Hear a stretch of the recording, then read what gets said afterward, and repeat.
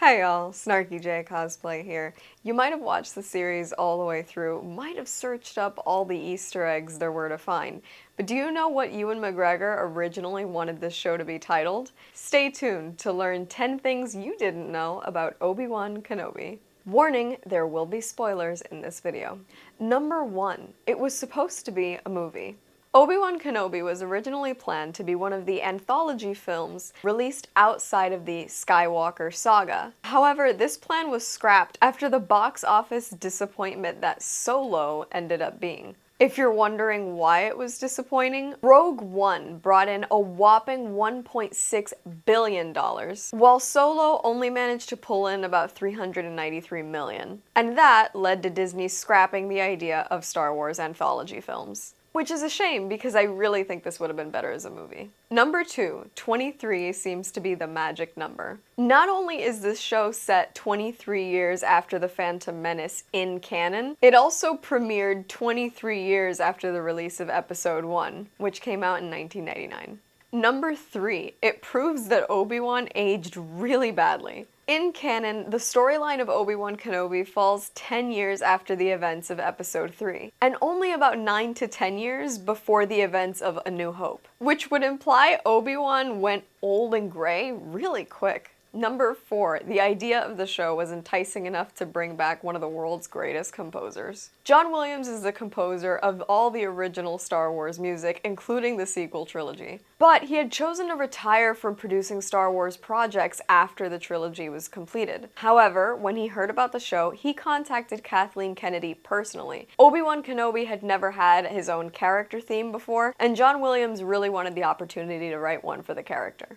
Number 5.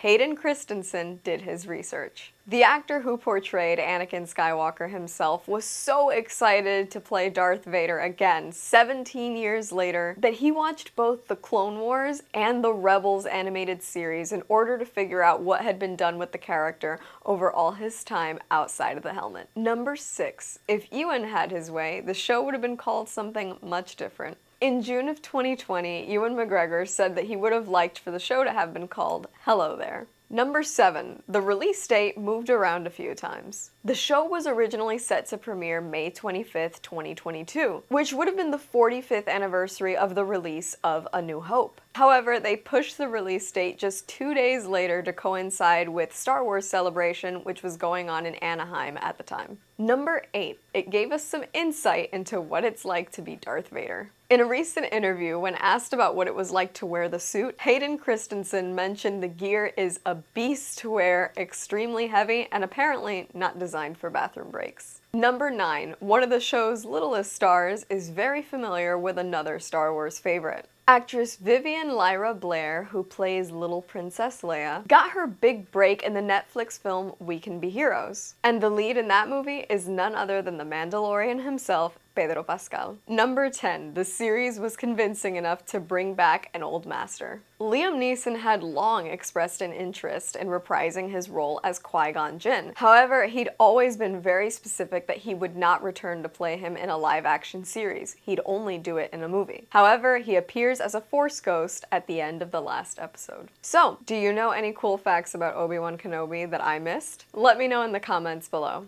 That's all from me. I've been Snarky J. Thank you so much for watching. Please don't forget to like and subscribe, and don't forget to let me know what fact was your favorite in the comments below.